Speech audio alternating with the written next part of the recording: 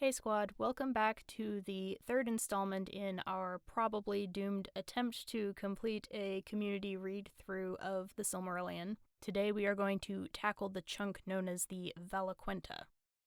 There are 4 things about it that I plan to look at today.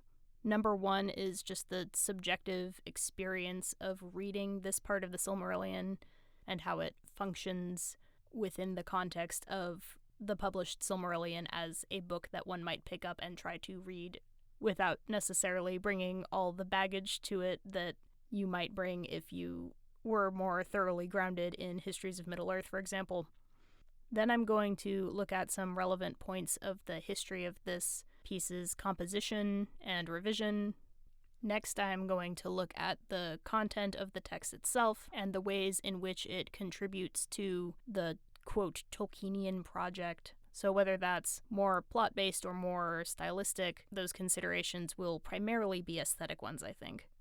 And then finally, some of the neat little connections that I found on this particular read-through, fun little interpretations that I maybe hadn't noticed before or hadn't fully explored before, that kind of thing. So without further ado, let's imagine that we've picked up the Silmarillion for the first time and we're reading along through it. We don't really have any idea what to expect out of this book.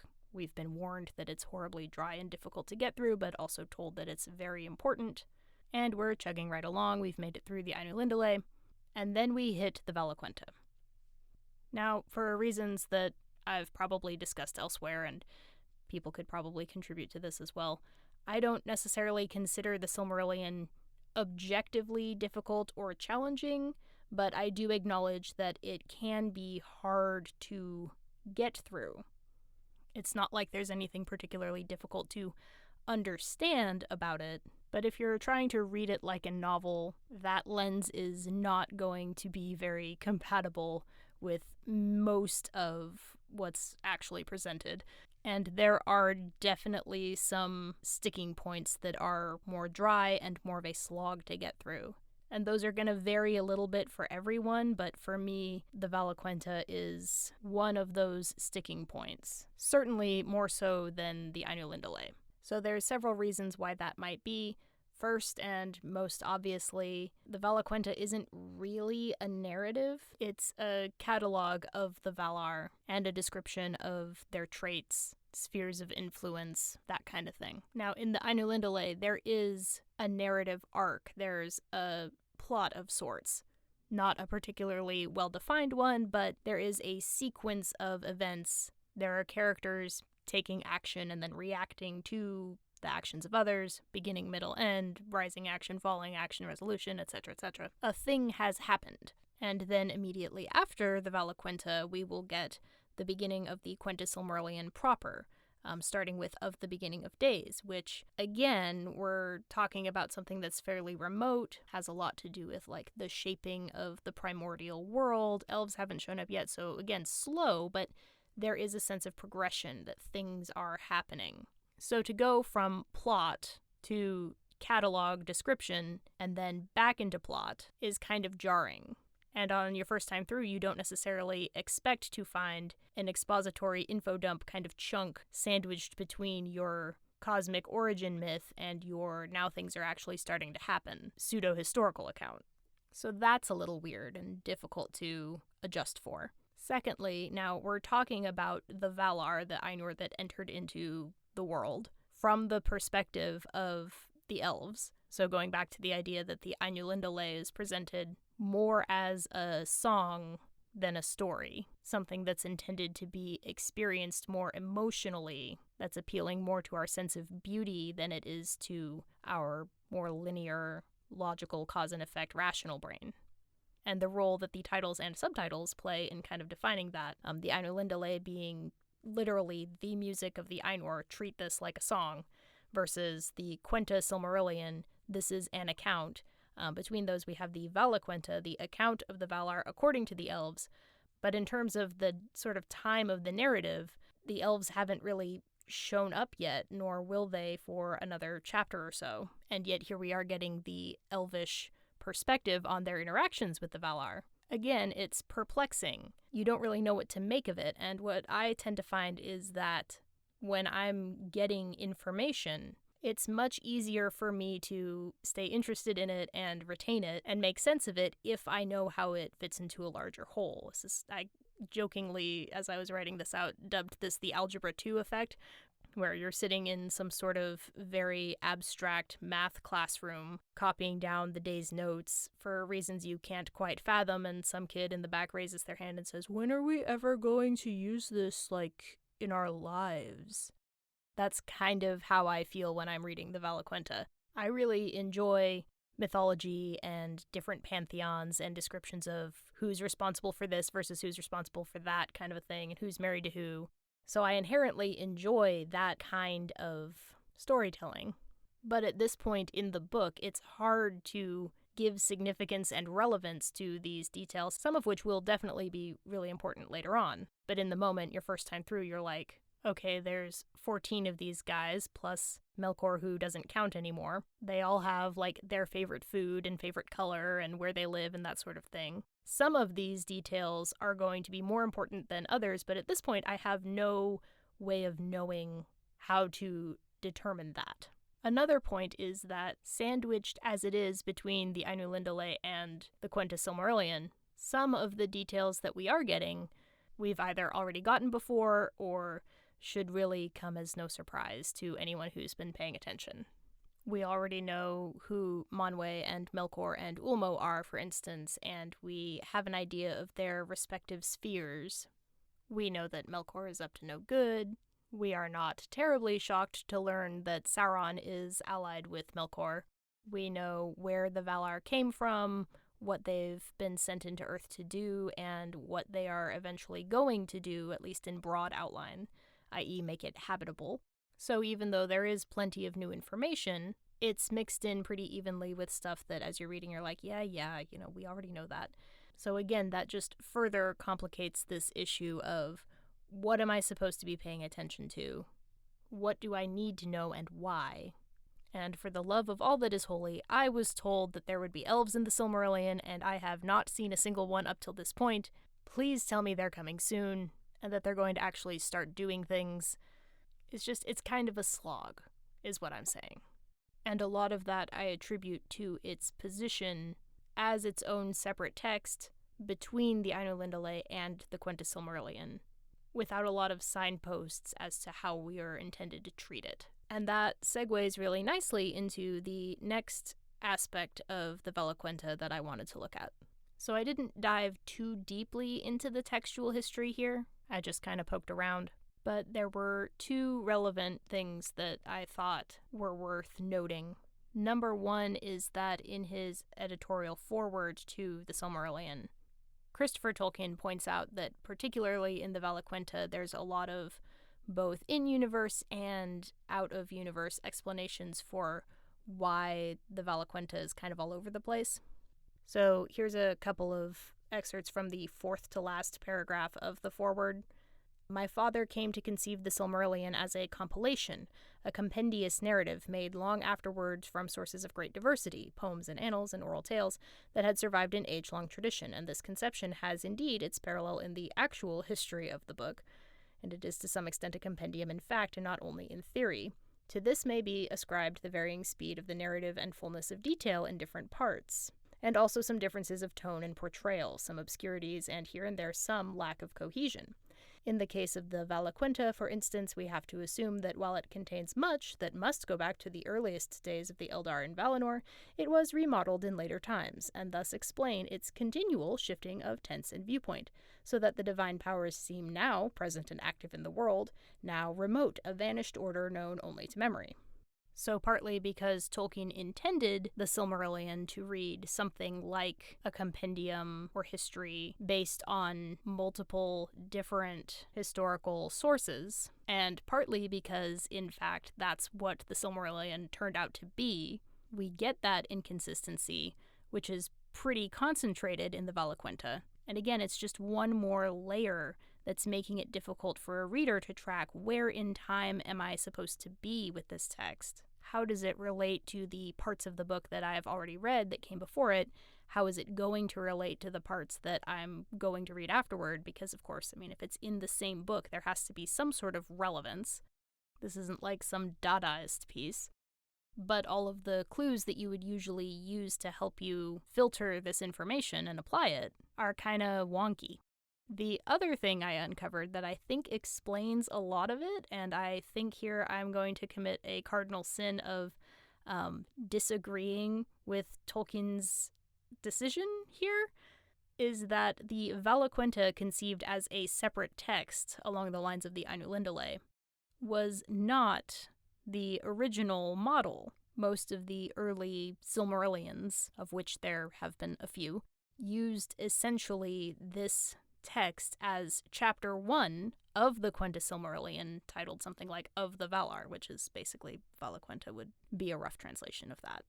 And I think it works much better there for reasons I will enumerate.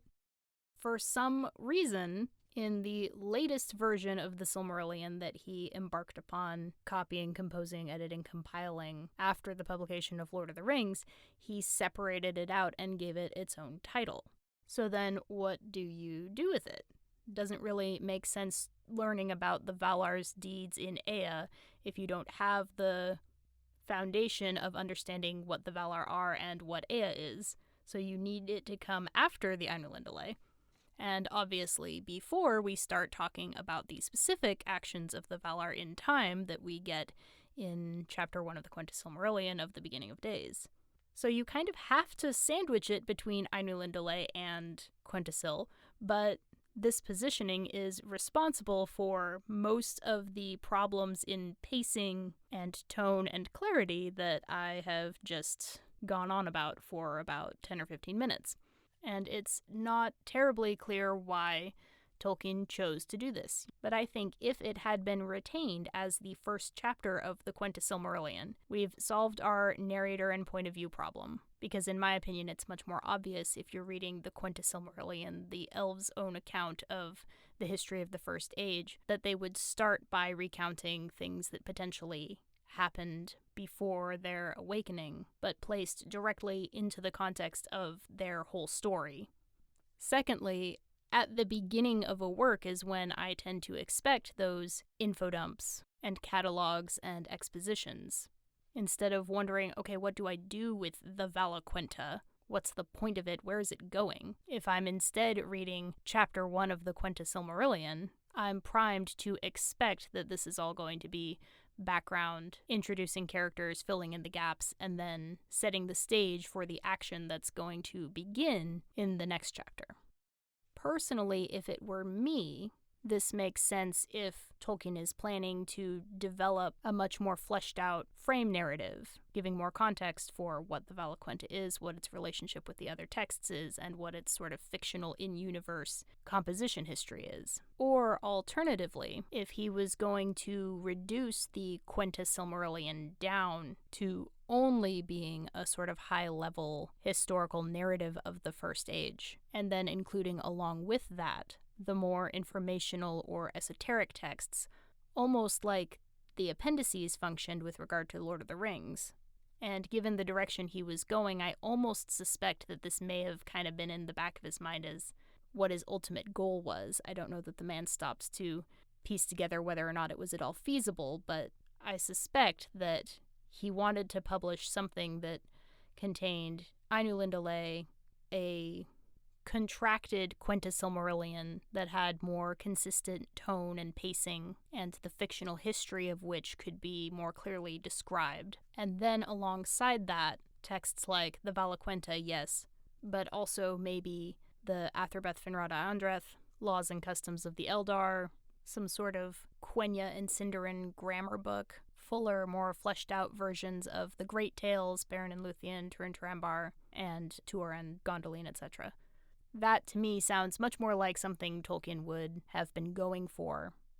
And remembering that the man never finishes anything he starts, and as a chronic starter I say this with the greatest love and respect and affection, the idea pops into his head one day that that's how he's going to deal with this Silmarillion problem. So he sets out to separate out all of the ancillary or appendix-like material, starting with the Valaquenta, but then never goes through with it with the rest of the text because he gets sidelined into explaining Finwe and Muriel's messy post-mortem divorce case, for example, or figuring out how many Glorfindels there are and can be, and why that might be the case.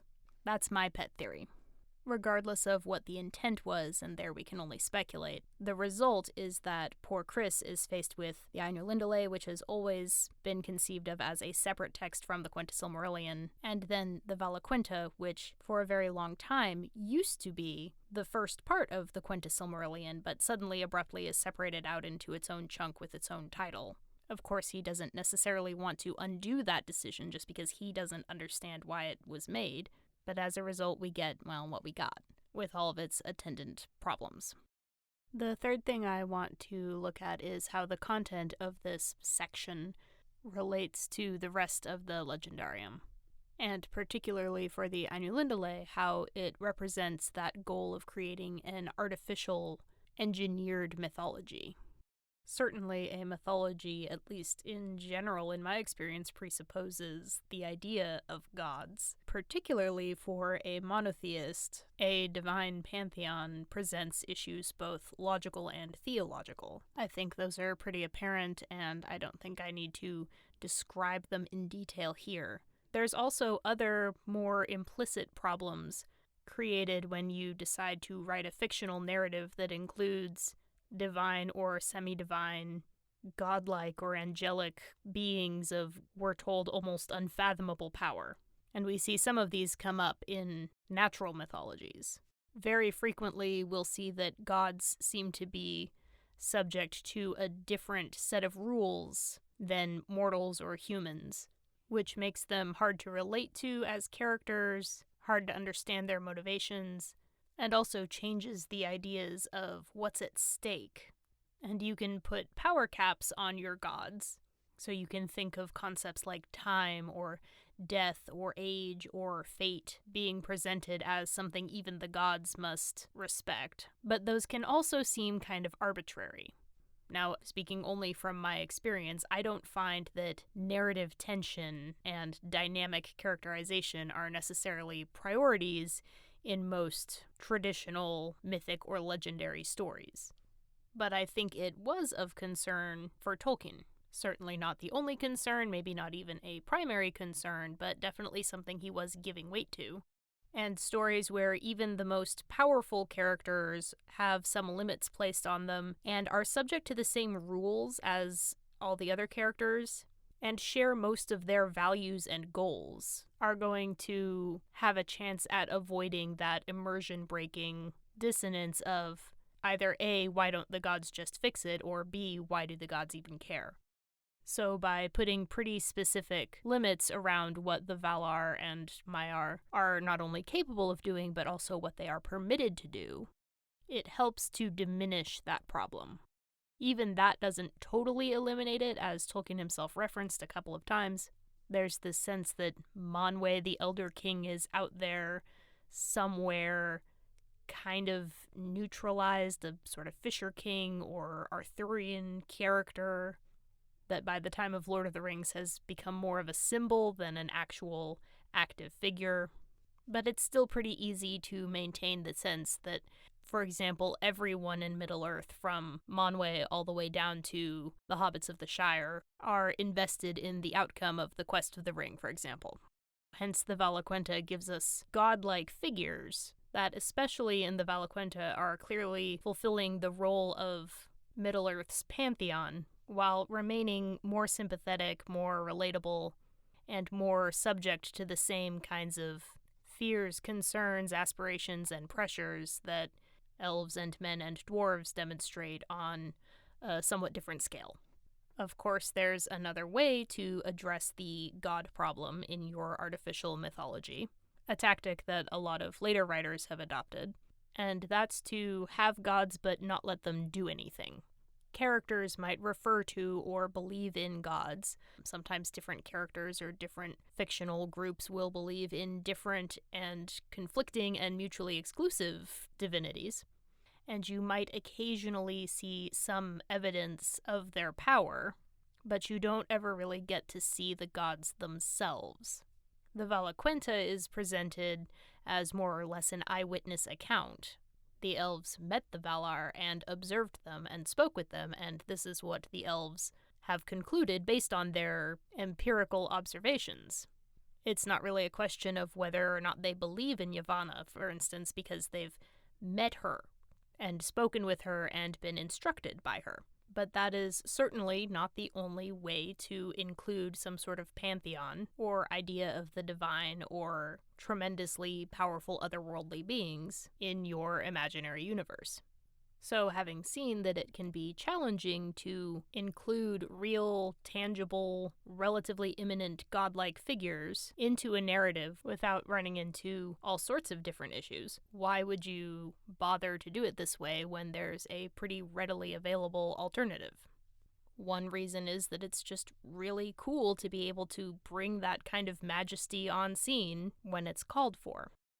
Ulmo rising out of the ocean in front of Tuor, or Yavanna creating the sun and the moon out of the last fruits of the trees, pretty much right there in front of everyone. Aule with his hammer about to obliterate some dwarves.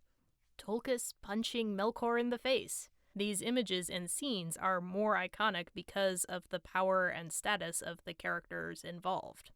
So that's reason number one. It's just cool. Reason number two is that, of course, the Valar play a pretty important thematic role. They're emblematic of Tolkien's ideas about subcreation, which are not only important within the context of Middle-earth, but were also important to Tolkien personally and how he approached life and art. The third reason is the sense of the otherworldly that their presence confers. In The Lord of the Rings, of course, we have primarily human characters, and hobbits are a subset of human, and occasionally they'll run up against elves or more rarely dwarves, and both the characters and the readers get to have this slightly creepy moment where they realize that, like, there's something else out there, that there are peoples and cultures and histories of which they are only able to glimpse these momentary fragments. And readers and critics and Tolkien himself all pointed to that as being part of the sort of peculiar flavor of Lord of the Rings. One of the things that makes it such a compelling story are these encounters with something that seems enchanted or something that seems of fairy. And Tolkien famously, or I guess kind of semi-famously, it's in letters, so, it's not like common knowledge, but there's a quote where he's reflecting on his attempts to write and edit and shape up the Silmarillion and get it published, and he's reflecting and saying, I'm sometimes wonder if this is a good idea, because the Silmarillion really explains all those things that are just hinted at in Lord of the Rings, like Nargothrond and Gondolin and Beren and Luthien and Turin and the origins of dwarves. Those things that are attractive because they are a little bit mysterious, and once they're explained, well, then they're not really mysteries anymore. So even in the Silmarillion, when we're getting relatively close to and comfortable with some rather exalted figures out of elven history, even the elves have something beyond them. The Ainur whose experiences and understanding can't even really be comprehended, even by the elves. So it gives us that additional layer of those half-glimpsed vistas that we can sink into. We can go back another layer, essentially, and not lose that sense of the world being mysterious and there being more discoveries yet to be made. And that kind of leads into the last reason, I think, in favor of having tangible gods in this particular secondary world. The Valar enchant the very landscape and matter of Arda. They link elements such as water and stone and light and trees with specific personalities that have specific traits and histories. And it creates this resonance to the plot. The characters aren't just crossing a river, they're coming into contact with part of the Vala Ulmo's domain, and we know how Ulmo feels about things like Morgoth and Sauron, and what his tendencies are going to be. Fangorn and Rohan seem to be places where Yavanna and Orome are particularly dominant. Mount Doom isn't just a volcano, it's one of Morgoth's actual physical works. The stars are the presence of Varda. It's not just a wind coming out of the west, it's the authority of Manwe. And again, it gives you the sense that not only are all of the characters and beings in Arda involved in these great deeds and epic quests, but the very substance of the earth itself. In a world where the ultimate source of reality and the omnipotent creator figure is presented as being very much outside of his own creation and not intimately involved, at least as a general rule, we're still given that ennoblement of the natural world. You feel something approaching veneration for some of these natural features. And that's another very characteristically Tolkienian theme, is the beauty of the natural world and his awe for that.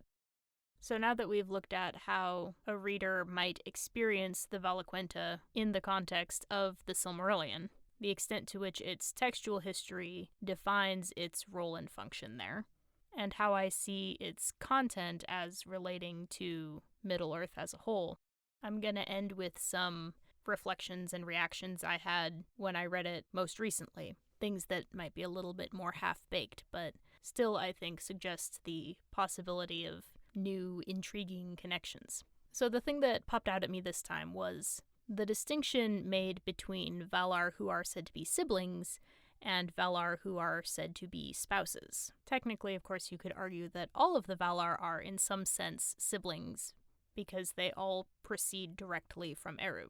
And there was an early idea that, just like, for example, Zeus and Hera, or Loki and anything that would hold still long enough, the Valar might have children of their own. But that was something that Tolkien moved away from.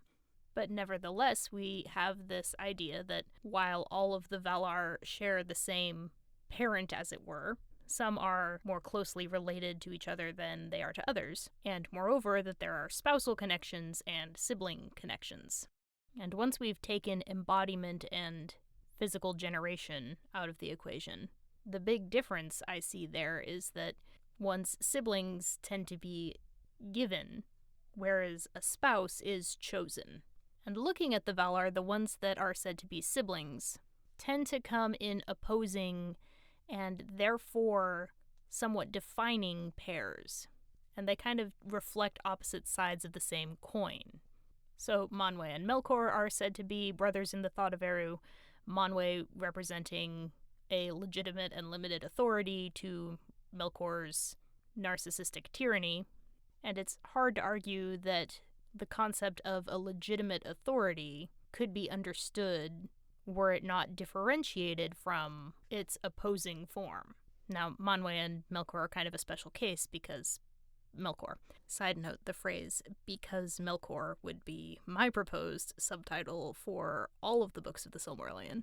But we do also see this in pairs where both characters are on the same side. Orome is a hunter, his sister Nessa is associated with deer and running, and seems to suggest the idea of the hunted or of the prey. Yavanna and Vanna are both, in a way, fertility goddesses, and associated with nature and plants.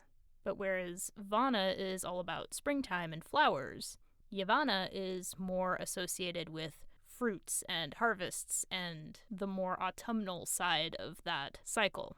So Vanna's like the beauty of the beginning, and Yavanna is like the beauty of the fruition. Mondos is associated with death, his sibling Lorien is associated with sleep, and especially where men are involved, maybe less so for the elves. The big difference between death and sleep is that one you wake up from and the other you really don't. And even for the elves, death means a cessation of your personality's development until you can return to your body. So we also get the idea of Mondos being associated with something fixed and immutable, and Irmo's much more about dreams and visions, which typically present possibilities and things which are not yet fixed. Now, in contrast to siblings, we have spouses. Now, if the later writings are to be believed, the Valar aren't necessarily out here educating each other in the carnal arts. So again, the idea here is that a sibling is the counterpart that's given to you almost as a necessity of your own existence, You can't be a hunter without something to hunt, and vice versa. You can't have an autumn without a spring, or for that matter, a spring without an autumn. So for the Valar, a spouse is apparently one that you select as the individual you recognize as your counterpart. Take, for instance, Aule and Yavanna, who certainly have their disagreements, but at the same time, it's clear that they need each other to keep each other on the right path. Yavanna's tendency is to be very cyclical. Light and then dark and then light again, spring and then autumn and then spring and then autumn, growth and decay and growth and decay. Trees growing, acorns falling, trees dying, and then acorns sprouting up. On and on and on in a cycle that can be kind of pointless if you don't have Aule looking at all of this material being constantly generated and broken back down and saying, hey, I could do something with that. Likewise, Aule could easily become the sort of soulless industrialist that Sauron, for instance, seems to have become, or Saruman. But because he knows he's working on behalf of things that are living, and because he's choosing that association, he remains one of the good guys. Mondos and Vaire have something pretty cool going on where Vaire is constantly weaving the events of Middle-earth as they're happening, so she's kind of more associated with the present, which is kind of like Irmo's dreams, very mutable. Mondos is the doomsman. He's concerned with making judgment on those events and giving them their significance. So without that framing of what has already been fixed and what has already been chosen, there's no relevance or context for the events and choices of the present. Again, they need each other, so to speak, to keep each other in balance, so they've chosen each other. Orome and Vanna, both associated with the wilderness, with nature appreciated for itself and not as a means to a greater end. But Vanna's all about birth and springtime and beautiful and pretty, and Orome is about, like, being grim and writing things down and predation and death and the messy and terrible parts of nature. Manwe and Varda are really cool because Manwe is responsible for the air, the atmosphere, which seems to be apparently a crucial element in what contains and encloses and protects Arda, the realm. You know, the kingdom of Manwe is the implication of calling the earth Arda. And Varda, we are told, comes from deep off into the outer depths. So she's very remote, and yet she comes to the aid of Manwe. Manwe is the lord of the airs that contain the globe of Arda. Varda's light is what's penetrating into that from without. And another little side note about these two that I just find super cool. Varda, of course, is associated with light. Manwe is associated with air. And together they see and hear everything, but not the way that you would expect. Varda's the one who hears everything brought to her on the winds of Manwe when she stands beside him, and likewise, Varda gives off the light that allows Manwe to see. So for both of them, the perception has to come from another person. Manwe can't hear what's born on the wind because in a way he is the wind, and same for Varda. Your flashlight doesn't see something in the dark, you see what the flashlight illuminates. So it's just another super cute thing about their coupleness. It's just, like, very heartwarming. And finally, there's Nessa and Tulkas, who are, like, grade A1 best divine couple of the century, and I will fight anyone who argues with me. But I could very easily get carried away about how they're just a really cool pair when you conceive of them in that way of having chosen each other, and the different attributes that each only recognizes in the other as being necessary to their own sort of project and development. So I'll probably end up going more into that at another time. Those are just some of the thoughts I had on this read-through. So I'm looking forward to seeing what everyone else's thoughts and reactions are. Let me know if you also found this section particularly hard to get through, or if it was a little bit more engaging for you. Does the way that the text is treated within the Silmarillion and where it's located in that volume make sense to people? Or do you think it might feel more natural if it was part of the Quenta Silmarillion proper? And then what about the Valar? Do you think they were an effective way for Tolkien to get what seemed to be his desired aesthetic or feel while dodging some of the problems that he could have run into? Or maybe his approach created more problems, in your opinion, than it solved? Again, I'm pretty curious to see everyone else's reactions, and I appreciate you taking the time to listen to mine. And I'll be seeing you next time.